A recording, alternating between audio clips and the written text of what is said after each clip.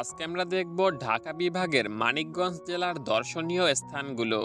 তো এক নম্বরে রয়েছে নাহার গার্ডেন। এটি সাটুরিয়া উপজেলার একটি জনপ্রিয় পিকনিক স্পট এবং বিনোদন কেন্দ্র। এখানে মিনি চিড়িয়াখানা, সুন্দর বাগান এবং বাচ্চাদের জন্য রাইড রয়েছে।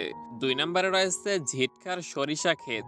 শীতকালে হরিরামপুর উপজেলার ঝিটকা অঞ্চলে মাইলের পর মাইল সরিষা ক্ষেত হলুদ চাদরের মতো মনে হয়।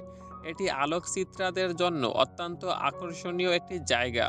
এছাড়া এখানকার খেজুরের গুঁড়ো বেশ বিখ্যাত। তিন নম্বরে রয়েছে আরিচা ঘাট। পদ্মা ও যমুনা নদীর সংযোগস্থলে অবস্থিত আরিচা ঘাট সূর্যাস্ত দেখা এবং নদীর সৌন্দর্য উপভোগ করার জন্য চমৎকার স্থান। চার নম্বরে রয়েছে শহীদ রফিক স্মৃতি জাদুঘর। বাসা শহীদ রফিক উদ্দিন আহমেদের স্মরণে তার জন্মস্থান পারিল গ্রামে এই জাদুঘর ও পাঠাগারটি স্থাপন করা হয়েছে। ৫ নম্বরে রয়েছে বালিয়াটি জমিদার বাড়ি।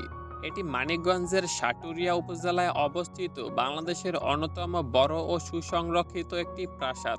ঊনবিংশ শতাব্দীতে নির্মিত এই প্রাসাদে বিশালাকার ৭টি দালান রয়েছে, যা তার কারুকার্যময় স্থাপত্যের জন্য পর্যটকদের আকর্ষণ করে। ৬ নম্বরে রয়েছে তেওতা জমিদার বাড়ি।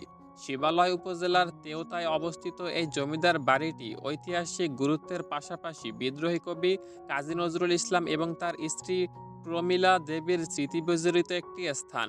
৭ নম্বরে রয়েছে বেতিলা জমিদার বাড়ি। মানিকগঞ্জ সদরের বেতিলা গ্রামে অবস্থিত এটি আরেকটি দৃষ্টিনন্দন ঐতিহাসিক স্থাপনা। এর স্থাপত্যশৈলী ব্রিটিশ আমলের আভিজাত্যর পরিচয় বহন করে। এরপরে ৮ নাম্বার রয়েছে ধানকোরা জমিদার বাড়ি। সাটুরিয়া উপজেলার ধানকোরা গ্রামে অবস্থিত এই জমিদার বাড়িটি প্রাচীন ঐতিহ্যের একটি নিদর্শন। এরপরে ৯ নম্বরে রয়েছে প্রশিকা মানবিক উন্নয়ন কেন্দ্র। সাটুরিয়ায় অবস্থিত এই কেন্দ্রটি তার সবুজ মনোরম পরিবেশ এবং বনায়নের জন্য পর্যটকদের কাছে বেশ পরিচিত। সো গাইস, এগুলোই ছিল মানিকগঞ্জ জেলার শীর্ষ দর্শনীয় স্থানগুলো।